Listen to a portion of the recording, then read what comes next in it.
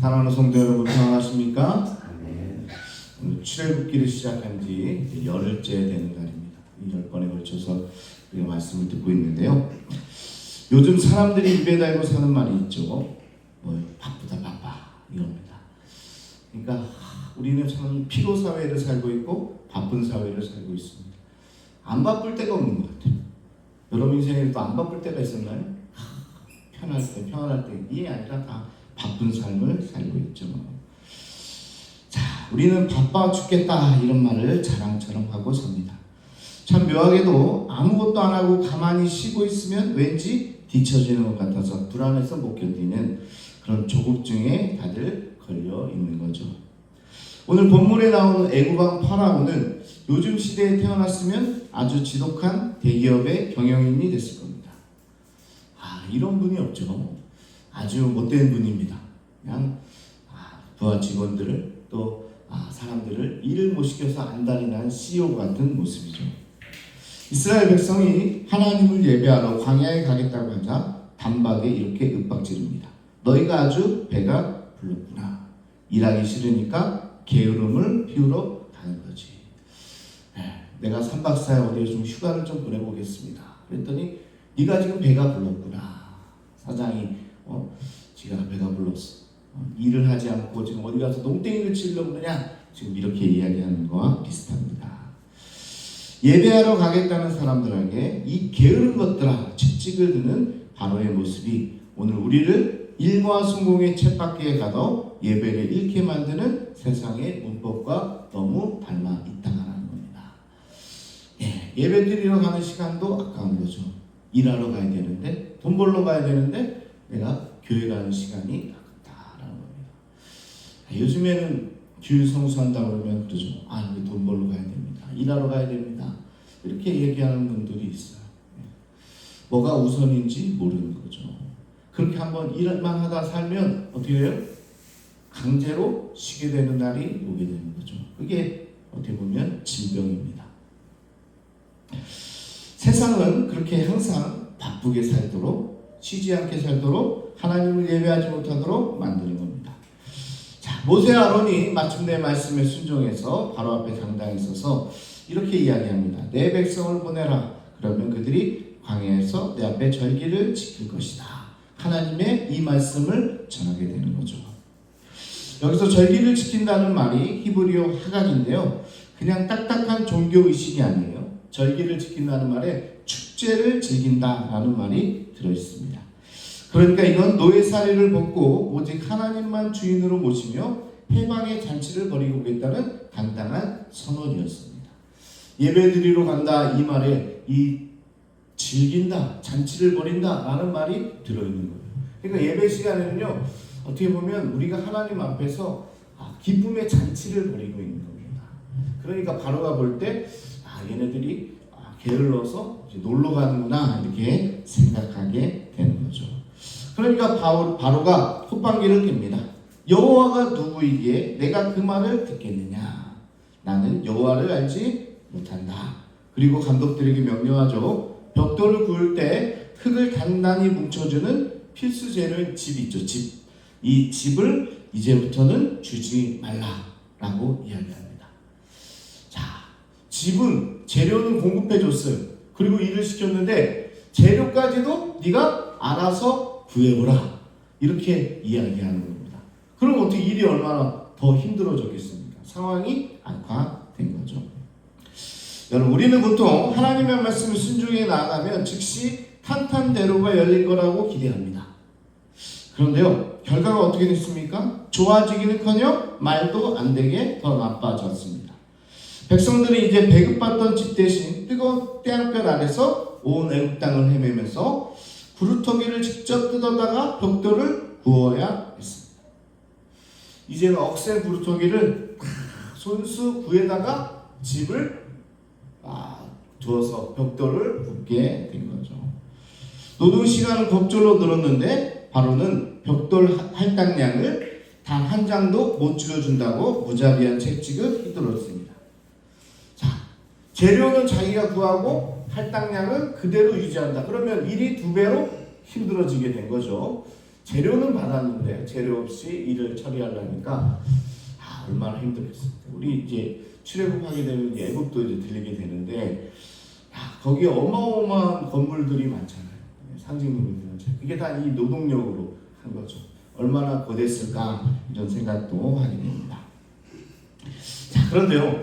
자, 지금 하나님을 예배하러 가는데 어떻게 보면 일은 훨씬 더 힘들어졌다. 삶이 더 고되어졌다라는 겁니다. 그럼 이스라엘 백성들의 마음도 어땠을까요, 여러분? 모세와 아론을 보면서 저는 그런 마음이 들더라고요. 쟤네 가만히나 있지. 왜 하나님께 예배하러 가자고 해가지고 우리에게 이런 더 고된 노동을 시키는가? 나는 바로에게 화나는 게 아니라 모세하고 아론에게 화가 났을지도 모르겠다. 이런 생각이 드는 거죠. 헌신하십시오. 또 예배하십시오. 하나님께 시간을 드리십시오. 이런 말에 오히려 더 화가 날 때가 있는 거죠. 목사님은 내 상황도 모르고 내가 지금 어떻게 내가 얼마나 바쁜지도 모르고 내가 얼마나 힘든지도 모르고 그런 얘기를 하시나. 이런 불평과 불만이 모세와 아론에게도 가지 않았을까 이런 생각이 드는 거죠. 자, 여러분도 그런 경험 없으십니까? 바르게 살려고 노력하는데 오히려 더 큰 손해가 오는 것 같은 답답함이 드는 겁니다. 자, 그런데 바로가 왜 이렇게까지 노동 강도를 높였을까? 진짜 속셈이 9절에 있죠. 사람들의 노동을 무겁게 함으로 수고하게 하여 그들로 거짓말을 듣지 않게 하기 위함이다. 하나님을 예배하지 못하도록 하기 위함이다 라는 겁니다. 여기 무겁게가 히브리어로 카베드인데요. 바로는 알고 있었어요. 백성들의 몸을 한없이 무겁게 피곤하게 만들면 지쳐 쓰러져서 하나님을 예배할 생각을 감히 못하도록 하는 겁니다. 자유를 감히 엄두도 못 내게 하기 위함인 거예요. 이게 세상의 방식입니다. 사실은 이 안에 갇혀 있으니까요, 자유를 모르는 거죠. 이게 내 삶이라고 착각합니다. 그런데 자유를 알게 되면 뭐예요? 이 삶에서 탈피하게 되는 거죠. 그러니까 그것을 못 알게 하기 위해서 계속 끊임없이 일을 주는 거예요. 다른 생각을 못하게 만드는 게 이 바로의 생각이고 세상의 생각입니다. 야, 너 예배하러 갈 시간이 어디 있어? 그건 뭐예요? 우리 삶의 자유를 못 느끼게 하는 거예요. 그러니까 노예의 삶을 계속 일의 노예로 살게 하는 거예요. 돈의 노예로 살게 하는 거예요. 세상의 노예로 살게 하는 게 바로 계속 끊임없이 일하는 거예요. 그러니까 아이들에게 끊임없이 학원 가야 돼. 주일날 왜 교회 학원 가야 돼? 그리고 어른들에게 돈 벌러 가야지. 지금 나가는 돈이 얼마인데 지금 교회에 왜 가는 거야? 그렇게 끊임없이 세상의 노예로 만드는 게 바로 이 전략과 같다. 바로의 전술도 이와 같은 겁니다. 바쁘게 만들어라, 지치게 만들어라. 그러면 예배도 없고 해방도 다 잊어버린다. 자유도 다 잊어버린다. 라는 거죠. 제가 생각할 때 교회를 무너뜨리는 방법이 뭘까? 사탄이. 생각을 해봤어요. 교회를 무너뜨리는 방법. 목사를 바쁘게 만드는 겁니다. 바쁘게 만드는 거예요. 그러면 뭐예요? 목사가 지치겠죠. 그러니까 예배하는데 바쁜 게 이게 아니고 예배와 어떤 보면 가장 중심적인 일 말고 다른 일로 바쁘게 만드는 거예요. 다른 일. 뭐 여러 가지가 있겠죠. 다른 일 가서 해야 돼. 계속 다른 일. 그럼 뭐예요? 지치게 되죠. 그럼 지치면 뭘 못해요? 예배 준비를 못해요. 예배를 못하게 하는 거예요. 사역을 못하게 하는 거예요. 그게 사탄이 생각하는 가장 교회를 망가뜨리는 방법이 아닐까. 그러니까 여러분들은 목회자가 목회할 수 있도록 돕는 것도 굉장히 중요한 방법이다. 왜? 바쁘다 보면 뭐예요? 이게 바쁜 게 좋은 게 아니에요. 목사님이 다른 일로 막 바쁘고 막 이러면 결국은 교회가 무너지는 겁니다. 공동체가 무너지는 거예요. 그러니까 사역의 일을 할 수 있도록 해줘야 되는 거지, 다른 일에 바쁘게 계속 뛰어다닌다? 그거는 공동체에 결국은 좋지 않게 된다 라는 사실도 우리가 이 말씀을 통해서도 깨닫게 되는 거죠. 사탄이 우리를 흩는 방식이 이와 같다는 겁니다. 사탄은 우리에게서 예배할 여유라는 집을 슬쩍 뺏어갑니다. 그리고는 일상을 쉴 새 없이 바쁘게 만들어가지고 밤에 눈을 감을 때는 피곤에 쩔어서 기도하지 못하고 어떻게 해요? 골아떨어지게 만드는 거죠. 먹고 살기도 바쁜데 예배가 무슨 소용이냐? 이 한마디로 영적 안식을 포기하게 만드는 것이 바로 이 바로의 관계와 전술이었다는 거죠. 세상이 주는 바쁨과 성공의 덫에 걸려서 예배와 안식을 잃어버린 삶이 어떻게 되는지 그리스 신화에 무서운 이야기가 하나 있습니다. 그리스 신화에 엘리직톤이라는 탐욕스러운 왕이 있었는데요. 그는 교만해서 여신의 신성한 숲에 있는 거대한 참나무를 도끼로 찍어 쓰러뜨립니다.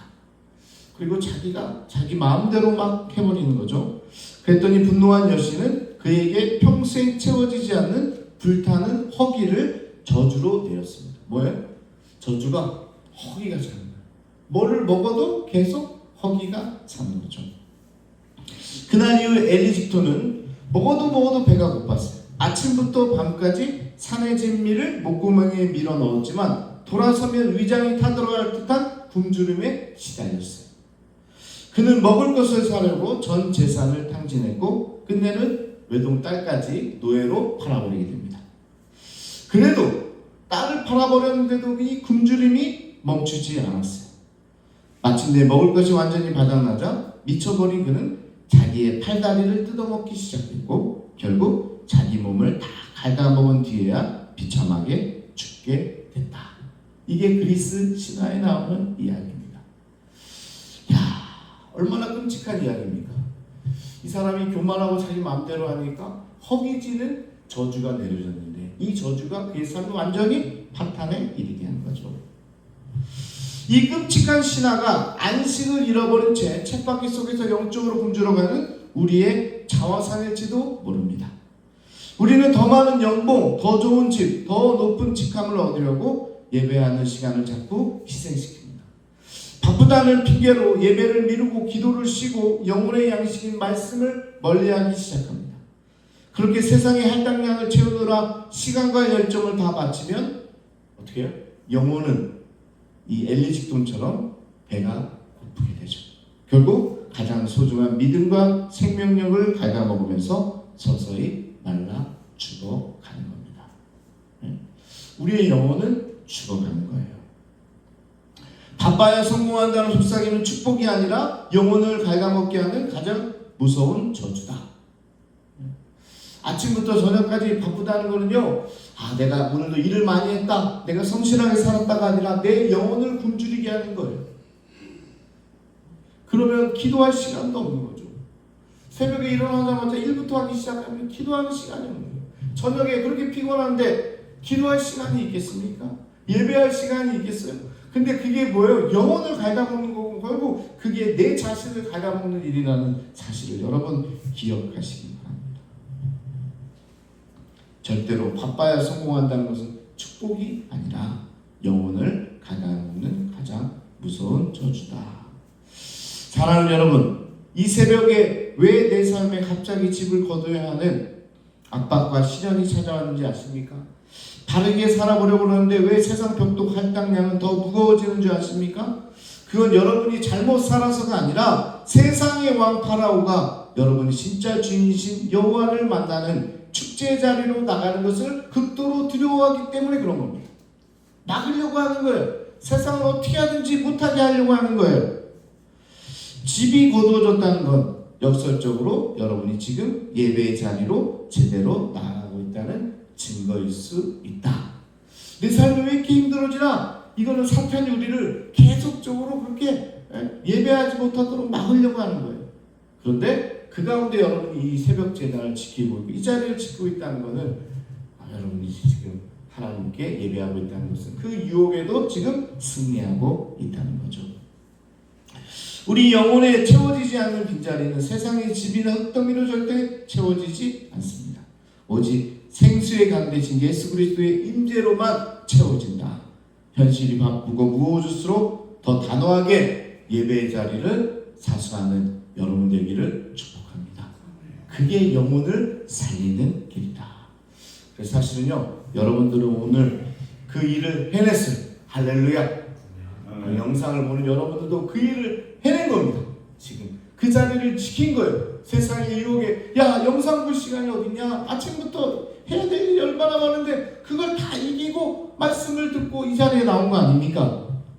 그 무거운 카베드의 피곤을 이기고 바쁨이 뺏어가려는 예배 자리를 지켜 이 새벽에 나왔으니까 여러분 일단 승리하신 줄로 믿으시기 바랍니다. 오늘 바로의 전술을 넉넉히 이긴 사람이 다름 아닌 여러분이다.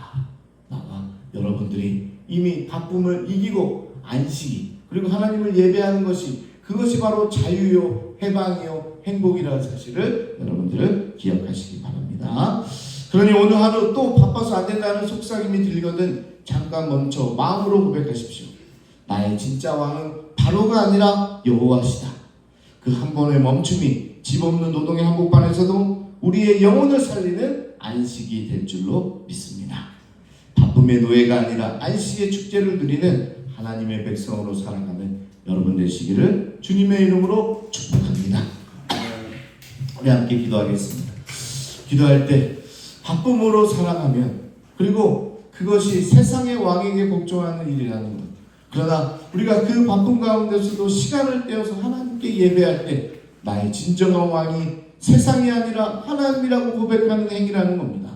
그래서 여러분들은 오늘 이 순간 여기에 왔다는 것은, 이 방송을 듣고 있다는 것은 내 진짜 주인이 하나님이라고 고백하는 것이고, 여러 가지 핑계를 대면서 예배의 자리, 기도의 자리에 머무르지 못한다는 것은 세상의 왕이 나를 지배하고 있다고 고백하는 것과 다를 바 없다라는 겁니다.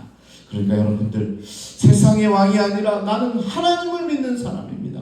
하나님이 내 주인 되십니다. 이렇게 고백할 수 있는 길은 예배의 자리, 기도의 자리, 헌신의 자리를 지키는 그 길밖에 없다는 사실 여러분 기억하시면서, 오늘도 바로가 주는 이 어마어마한 바쁨과 노동이 우리의 삶을 깨뜨리지 않도록, 우리의 영혼을 갉아먹지 않도록 나는 예배를 지키겠습니다. 나는 기도를 지키겠습니다. 나는 헌신의 삶을 지키겠습니다. 나는 주님의 종으로서 세상의 노예가 되지 않겠습니다. 그렇게 고백하며 결단하는 시간이 되기 원합니다. 이 시간 우리 주여 한번 부르시고 우리 통성으로 함께 기도하겠습니다. 주여